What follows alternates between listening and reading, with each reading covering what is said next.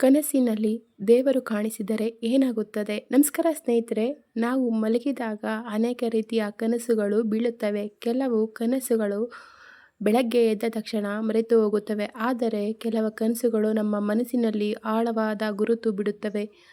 ಅದರಲ್ಲೂ ಕನಸಿನ ದೇವರು ಕಾಣಿಸಿಕೊಂಡರೆ ಇದು ಕೇವಲ ಕನಸೇ ಅಥವಾ ದೇವರ ಸಂದೇಶವೇ? ಇಂದು ಈ ವಿಡಿಯೋದಲ್ಲಿ ಕನಸಿನ ದೇವರು ಕಾಣಿಸುವುದರ ಹಿಂದಿರುವ ಆಧ್ಯಾತ್ಮಿಕ ಅರ್ಥವನ್ನು ತಿಳಿದುಕೊಳ್ಳೋಣ ಬನ್ನಿ.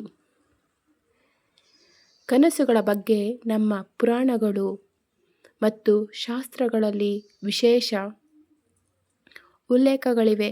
ಪ್ರತಿಯೊಂದು ಕನಸಿಗೂ ಒಂದು ಅರ್ಥ ಇರುತ್ತದೆ ಎಂದು ಹಿರಿಯರು ನಂಬುತ್ತಾರೆ.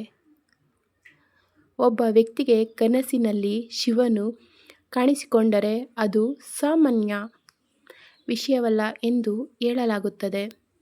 ಶಿವನು ಕಾಣಿಸಿಕೊಂಡರೆ ಜೀವನದಲ್ಲಿರುವ ಕೆಲವು ಸಮಸ್ಯೆಗಳು ಶೀಘ್ರದಲ್ಲೇ ಪರಿಹಾರವಾಗುವ ಸೂಚನೆ ಎಂದು ನಂಬುತ್ತಾರೆ. ಕೆಲವರಿಗೆ ವಿಷ್ಣು ದೇವರು ಕನಸಿನಲ್ಲಿ ಕಾಣಿಸುತ್ತಾರೆ. ಇದು ಅದೃಷ್ಟದ ಸಂಕೇತ ಎಂದು ಹೇಳಲಾಗುತ್ತದೆ. ಜೀವನದಲ್ಲಿ ಹೊಸ ಅವಕಾಶಗಳು ಮತ್ತು ಯಶಸ್ಸಿನ ಬಾಗಿಲುಗಳು ತೆರೆಯುವ ಸಾಧ್ಯತೆ ಇದೆ ಎಂದು ನಂಬುತ್ತಾರೆ. ಕನಸಿನಲ್ಲಿ ಲಕ್ಷ್ಮೀದೇವಿ ಕಾಣಿಸಿಕೊಂಡರೆ ಧನಲಾಭದ ಸೂಚನೆ ಎಂದು ಹಲವರು ನಂಬುತ್ತಾರೆ. ಮನೆಯಲ್ಲಿರುವ ಆರ್ಥಿಕ ಸಮಸ್ಯೆಗಳು ಕಡಿಮೆಯಾಗಬಹುದು ಎಂಬ ಭರವಸೆಯನ್ನು ಲಕ್ಷ್ಮೀದೇವಿಯು ನೀಡುತ್ತಾಳೆ. ಆದರೆ ಒಂದು ವಿಷಯ ನೆನಪಿಡಿ, ಕನಸಿನಲ್ಲಿ ದೇವರು ಕಾಣಿಸಿಕೊಂಡ ತಕ್ಷಣವೇ ದೊಡ್ಡ ಅದ್ಭುತಗಳು ನಡೆಯುತ್ತವೆ ಎಂದು ನಿರೀಕ್ಷಿಸಬಾರದು. ಇದು ಭಕ್ತಿ, ನಂಬಿಕೆ ಮತ್ತು ಆತ್ಮವಿಶ್ವಾಸವನ್ನು ಹೆಚ್ಚಿಸುವ ಒಂದು ಅನುಭವವಾಗಿರಬಹುದು.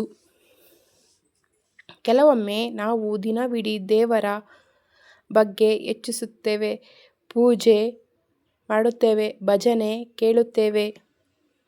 ಅಂತಹ ಸಂದರ್ಭಗಳಲ್ಲಿ ದೇವರು ಕನಸಿನಲ್ಲಿ ಕಾಣಿಸುವುದು ಸಹಜವೂ ಆಗಿರಬಹುದು.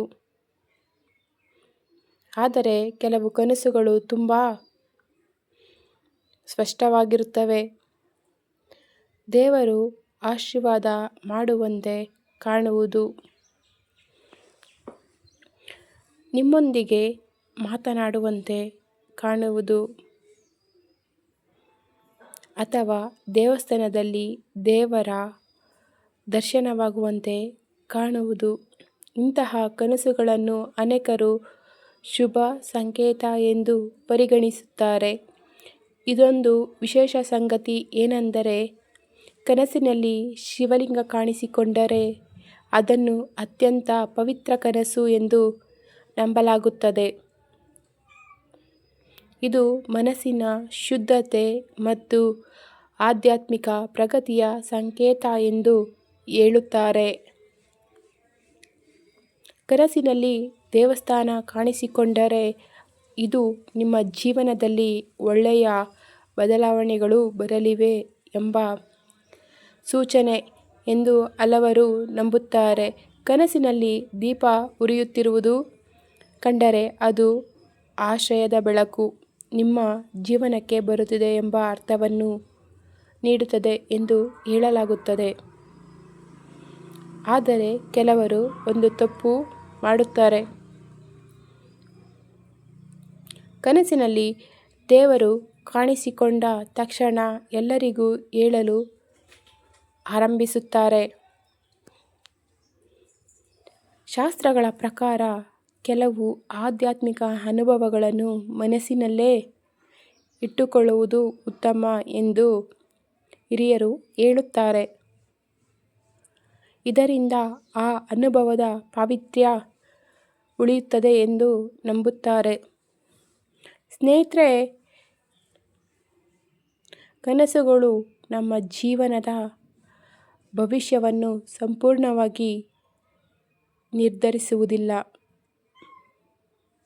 ನಮ್ಮ ಕರ್ಮ, ಪ್ರಯತ್ನ ಮತ್ತು ಒಳ್ಳೆಯ ಕಾರ್ಯಗಳೇ ಜೀವನವನ್ನು ರೂಪಿಸುತ್ತವೆ. ದೇವರು ಕನಸಿನಲ್ಲಿ ಕಾಣಿಸಿಕೊಂಡರೂ ಅಥವಾ ಕಾಣಿಸದಿದ್ದರೂ ನಾವು ಸತ್ಯ, ಧರ್ಮ ಮತ್ತು ಒಳ್ಳೆಯತನದ ಮಾರ್ಗದಲ್ಲಿ ನಡೆಯುವುದು ತುಂಬ ಮುಖ್ಯ. ಭಕ್ತಿಯಿಂದ ದೇವರನ್ನು ಸ್ಮರಿಸುವುದು ಮುಖ್ಯ.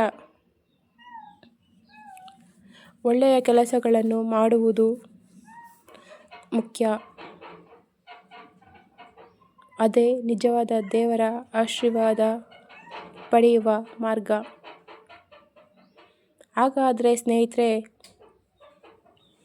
ನಿಮಗೆ ಎಂದಾದರೂ ಕನಸಿನಲ್ಲಿ ದೇವರು ಕಾಣಿಸಿಕೊಂಡಿದ್ದಾರಾ? ಕಾಮೆಂಟ್ನಲ್ಲಿ ನಿಮ್ಮ ಅನುಭವವನ್ನು ಹಂಚಿಕೊಳ್ಳಿ. ವಿಡಿಯೋ ಇಷ್ಟವಾದರೆ ಲೈಕ್ ಮಾಡಿ, ಶೇರ್ ಮಾಡಿ ಮತ್ತು ಚಾನಲ್ನ ಸಬ್ಸ್ಕ್ರೈಬ್ ಮಾಡೋದನ್ನು ದಯವಿಟ್ಟು ಮರಿಬೇಡಿ ಫ್ರೆಂಡ್ಸ್.